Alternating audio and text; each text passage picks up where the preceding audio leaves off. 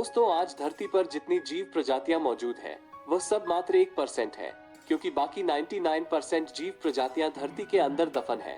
यानी पिछले 3.5 अरब साल में खरबों जीव प्रजातियां पैदा हुई, लेकिन उनमें से 99% जीवों ने प्रलय का सामना किया। हम उनकी शमशान भूमि पर अपनी लाइफ जी रहे हैं।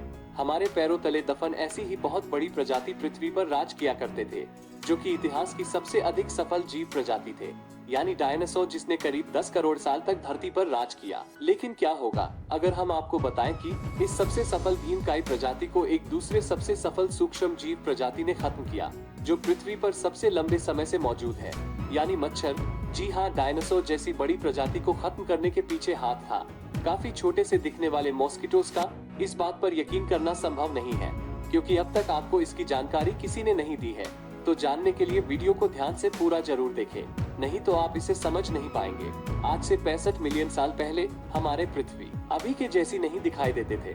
आसमान को चूमने वाला हिमालय भी तब नहीं था, बल्कि इस धरती पर 10 करोड़ सालों से राज करते आ रहे थे कई पहाड़ नुमा डायनासोर। इनमें से कुछ डायनासोर हिंसक और मांसाहारी थे, तो कुछ स्वभाव से शांत और शाकाहारी थे। जहाँ शाकाहारी डायनासोर इस पृथ्वी पर शांति से जिंदगी जी रहे थे, वही मांसाहारी डायनासोर धरती पर धूम मचाते थे। इस युग में पृथ्वी पर ऑक्सीजन की मात्रा अधिक होने से इस समय बड़े बड़े साइज के जानवर हुआ करते थे, लेकिन इन सब में डायनासोर को कोई कंपटीशन देने वाला नहीं था, और डायनासोर सोचते थे कि साला अपन ही भगवान है। लेकिन दोस्तों, डायनासोर को पता नहीं था कि एक दिन ऐसा भी आएगा जब उनकी पूरी प्रजाति ही खत्म हो जाएगा, क्योंकि 10 करोड़ साल पहले धरती से काफी दूर मंगल और बृहस्पति के बीच मौजूद एस्टेरॉयड बेल्ट में अचानक एक एस्टेरॉयड से दूसरा एस्टेरॉयड आकर टकराते हैं और उसके 2 टुकड़े हो जाते हैं। इनमें से एक टुकड़ा माउंट एवरेस्ट जितना बड़ा होता है, लेकिन इसकी डायरेक्शन पृथ्वी की ओर होती है। अनंत ब्रह्मांड में चलते चलते इसकी यात्रा को 10 करोड़ वर्ष बीत जाते हैं। अब ये क्षुद्र ग्रह पृथ्वी की तरफ 22,000 मील प्रति घंटे की रफ्तार से आगे बढ़ने लगता है। ये पृथ्वी के करीब पहुंचने लगता है। ये चांद के बेहद करीब से गुजरता है, लेकिन चांद भी इसके वेग को रोक नहीं पाता है और यह पृथ्वी की ओर अपने शिकार की तरफ बढ़ने लगता है। अब इस एस्टेरॉयड को रोकना बिल्कुल भी संभव नहीं था।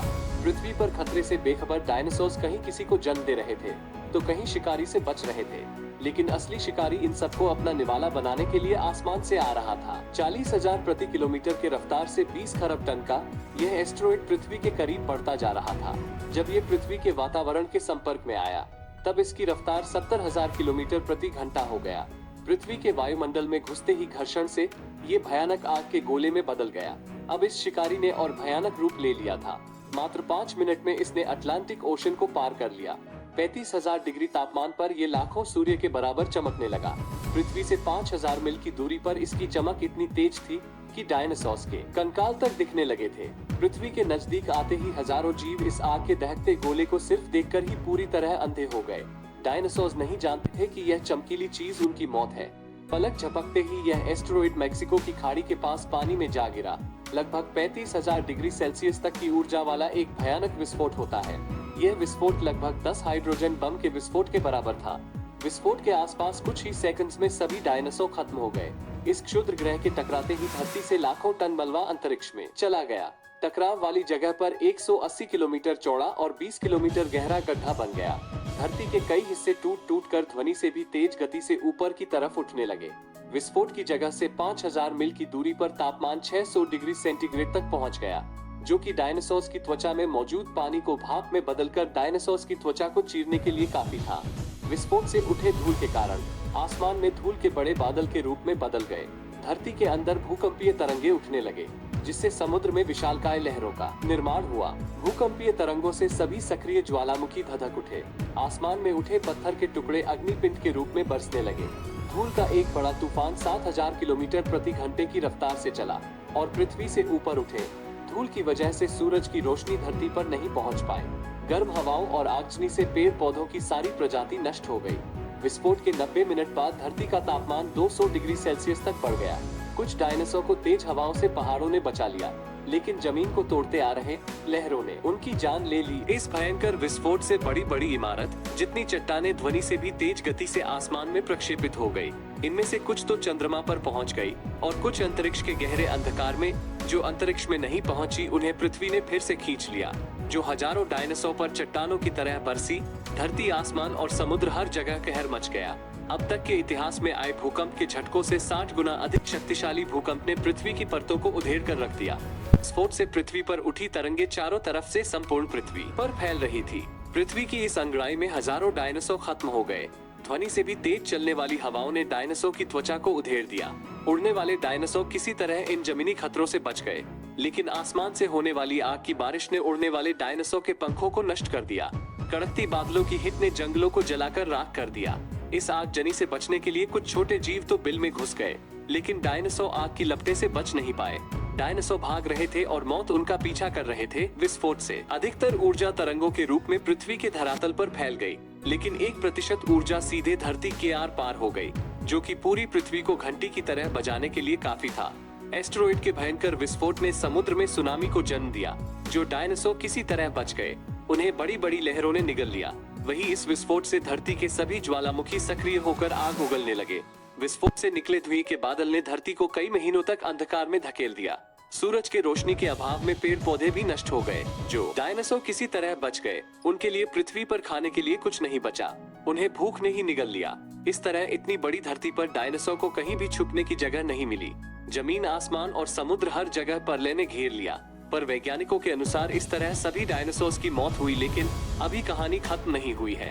वैज्ञानिकों के अनुसार डायनासोर्स के इस मृत्यु काल के बाद भी हजारों डायनासोर्स के कंकाल मिलते हैं, जिससे पता चलता है कि डायनासोर्स एक साथ नहीं बल्कि धीरे धीरे मरे। एस्टेरॉइड ने जहां डायनासोर्स को एक साथ खत्म किया, वहीं डायनासोर्स के मरने का एक और कारण था जिसने उन्हें धीरे धीरे मारा, और वह एक ऐसी जीव प्रजाति जिससे डायनासोर्स भी घबराते थे।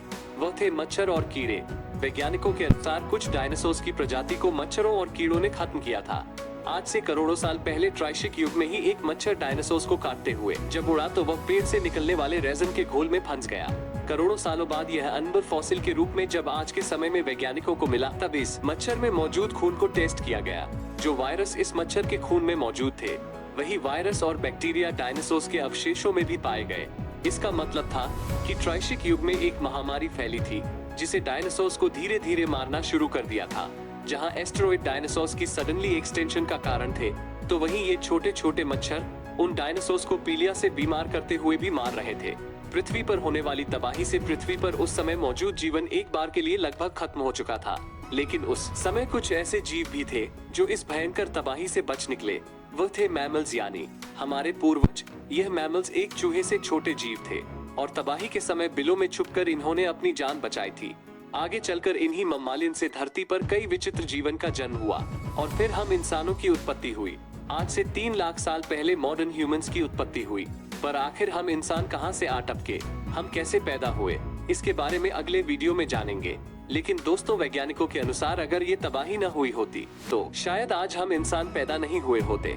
ऐसे में एक सवाल जरूर उठना है कि आखिर नेचर हमसे क्या चाहती है। हमारे पैरों के नीचे एक कब्रिस्तान मौजूद है जिसमें धरती की 99% प्रजातियां मरी पड़ी है। 5 बार प्रकृति के कहर ने हमें खत्म करने की कोशिश की, लेकिन हर बार जीवन न सिर्फ बचता गया बल्कि कॉम्प्लेक्स लाइफ में बदलता गया है।